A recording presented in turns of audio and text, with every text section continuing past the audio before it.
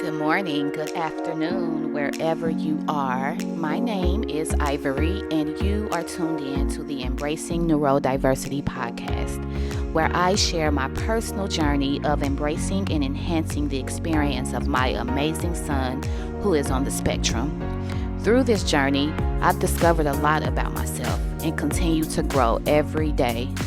My goal is to provide you with some useful insights and stories that will inspire you in your own parenting journey. Thank you for tuning in. Hey, everybody, welcome back. Thank you for tuning in, as always.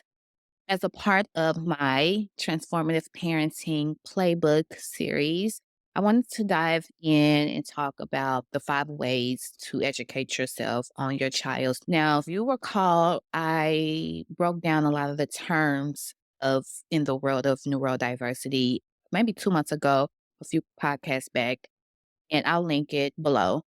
And I spoke about what neurodiversity means. So, neurodiversity is the belief that everyone thinks differently, and neurodivergence is the way or type of way that your child thinks differently, which varies per child, which varies per child who's on the autism spectrum, right? You have some children who are on autism spectrum who are extremely verbal. You have some who are not. You have some who are tactile learners, meaning they like to learn with their hands. You have some who are analytical learners and can process through reading or writing. And so there are various ways in which children learn, whether regardless of people learn actually, regardless of if they are neurodivergent or not. Neurodivergent is basically diverting from the norm of thinking, although there is no normal way of thinking. We all have different ways of thinking, but to help mainstream society understand it, there are a group of people who especially function differently in terms of their thinking. The label neurodiversity is one way to get people to understand that. And so, for parents being educated on their child and how their child learns is essential if you are going to advocate for your child in other spaces. Do not depend on other practitioners to tell you about your child. One thing, you want to lean on them for expertise because they have been trained in this area to give you further insight. But it's important for you to always be on the journey of continually learning as well.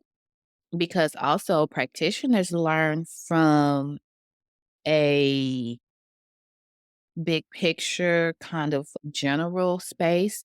And so you want to learn about your child specifically, like practitioners, meaning healthcare professionals, educators, therapists, they learn about how groups of people function given their specific neurodivergent.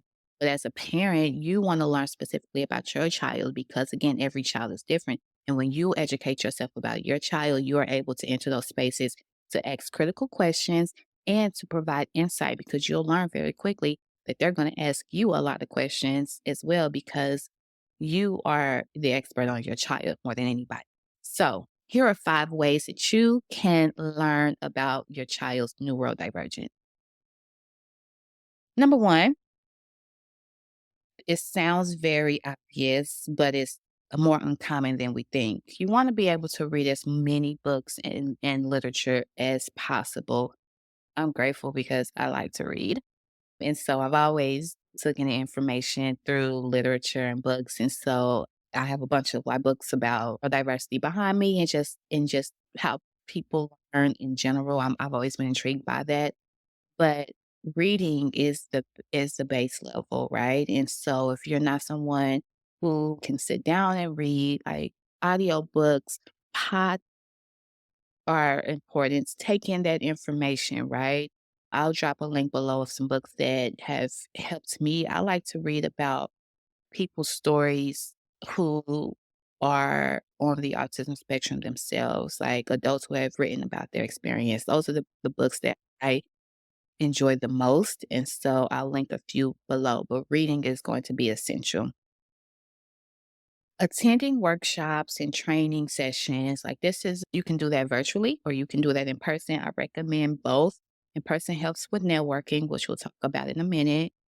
But training and workshops allow you for you to learn those hands-on skills, right? That those tools that you can apply to your day-to-day with your child. So you can read and research, but then the workshops and trainings give you the tools on how to work with your child, specifically how to help them with their speech, specifically what strategies to incorporate to help when they're having meltdowns or there's sensory needs that need to be acknowledged. Like they help with the specific skill sets that you want to take on and then apply, right? So attending those workshops and trainings helps with that, but it also helps with the mindset shift.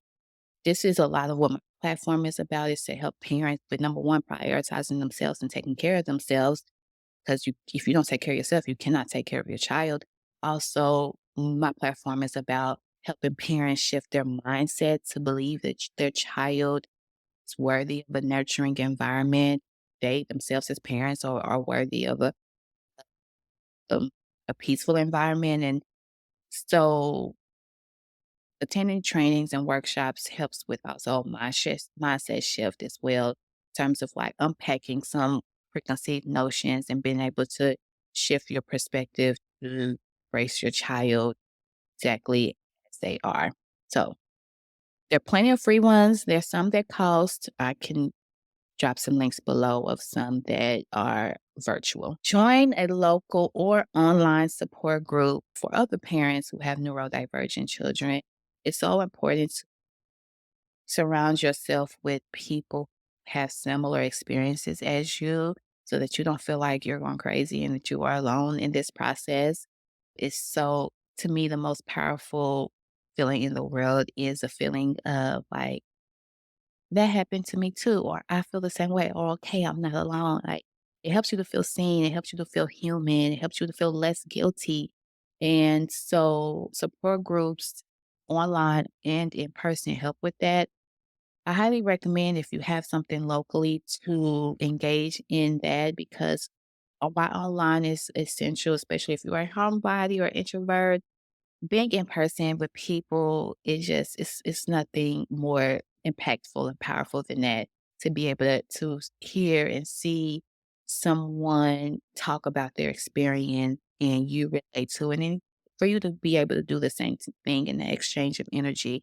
So if you have some local support groups, please find a way to join one. Consult with professionals, right? And I am, of course, speaking about speech therapists, occupational therapists, behavior therapists, teachers, and physicians, pediatricians. Of course, I'm talking about these people. You want to always be in conversation and engage with these people when if your access to resources allow for it. They are a great sounding board. They allow for you to compare and contrast what is best for your child.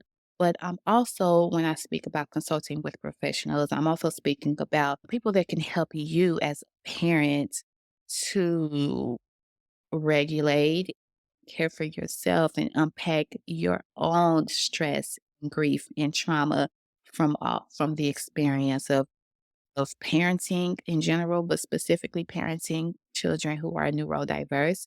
So don't hesitate to reach out for help, not just for your child, but for yourself, whether that is a therapist or a coach. Enroll in courses or webinars, and these are like ongoing, right? Like a training and a workshop is perhaps a 1 day event or on a 2 hour event, but course or webinar is something that has way of more verbose information, detailed information. It's ongoing. It is about continually learning new information. I'm learning that because 1 out of 36, according to the CDC, 1 in 36 people are on the autism spectrum. The world of autism is expanding, and what we're learning about autism is growing and expanding. And so, with that, it requires engaging in learning And courses certainly help with that. Webinars help with that. And so I highly encourage you to engage in those things, right?